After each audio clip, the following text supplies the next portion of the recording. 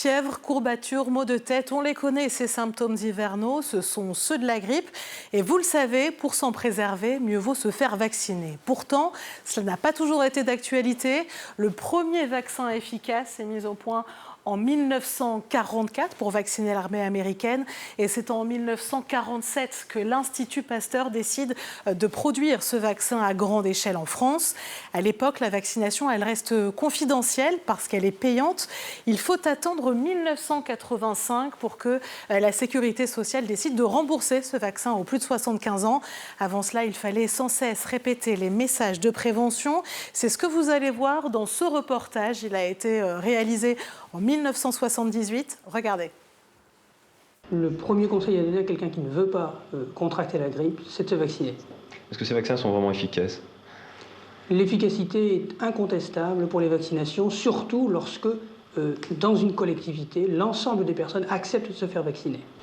Le vaccin antigrippal valable 1 an est donc très vivement conseillé à tous. Il devrait, selon les spécialistes, être pratiquement obligatoire pour les personnes souffrant du cœur ou des poumons.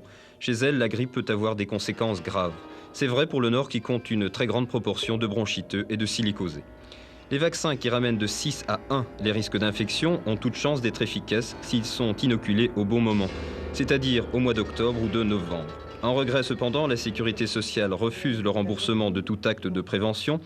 Il vous en coûtera donc de 20 à 30 francs pour l'ampoule, en plus de l'acte médical, si vous voulez éviter la maladie traditionnelle de l'hiver. À relever que certaines entreprises organisent des séances de vaccination collective. La méthode est appelée à être développée dans les hospices ou les ateliers par exemple, car il a été prouvé qu'en cas de vaccination générale, il y a 8 chances sur 10 que la maladie n'éclose pas.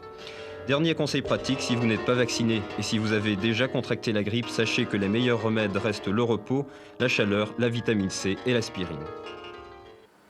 Voilà, aujourd'hui, les campagnes de vaccination ont bien changé. Désormais, la gratuité s'adresse à toutes les personnes susceptibles de développer une forme grave de la maladie, c'est-à-dire aux plus de 65 ans, aux femmes enceintes, mais aussi aux personnes souffrant d'obésité et de certaines maladies chroniques. Des personnes qui se font de moins en moins vacciner. Elles étaient 56% en 2022. 49% en 2023. Pourtant, le vaccin contre la grippe a prouvé son efficacité.